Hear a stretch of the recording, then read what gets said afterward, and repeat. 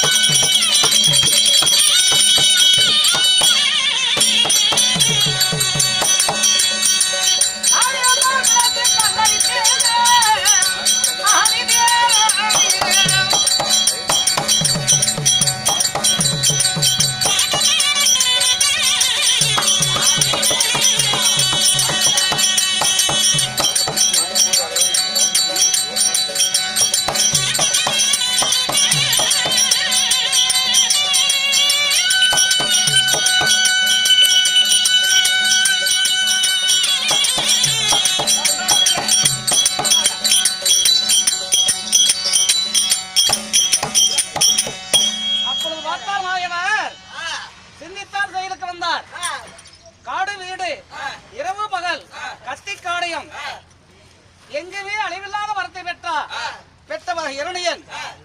என்னுடைய 10 நகக்கண்களுக்கு வரம் பெற்றாயா என்று அவனை மல்லக்க தள்ளி என் அங்கமெல்லாம் மனித உருவம், என் முகம் மட்டும் சிங்க அவதாரம் எடுத்து என் மடி மீதிலே மல்லக்க தள்ளி அவன் மாறை என்னுடைய 10 நகக்கண்களால் பிளந்து அனைத்துக்கு வரம் பெற்றாய இரணியா.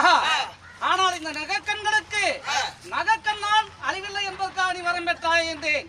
இல்லை என்றால் இதுதான் தக்க சமயம் என்று அவன் மார்பை பிளந்து மணிக்குடலை எடுத்து மழையாக அணிந்து சம்காரம் செய்து இரணியன் இரவும் இல்லை பகலும் இல்லை, பாதி கதிரவன் வெளியே பாதி கதிரவன் மறைவு அஸ்தமான வேளையிலே இரணையா நேரம் என்று சொல்லக்கூடிய அந்தி சாய நேரத்திலே இரணையனை மல்லக்க தள்ளி ஆடு வீடெல்லாம் அடிக்கும் நடு வாசப்படியிலே என் மடி மீது படுக்க வைத்து 10 நகக்கண்களால் சங்காரம் செய்து இரணையுடைய இரணையும் இரணையாச்சுதான் இந்த முதல் யுகத்திலே அன்று நான் கொடுத்த வரமானது இன்றோடு நிறைவேறியது.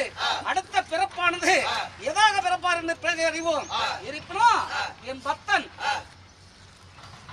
பிரகலாதனுக்கு நான் முத்தி கொடுக்க வேண்டும்.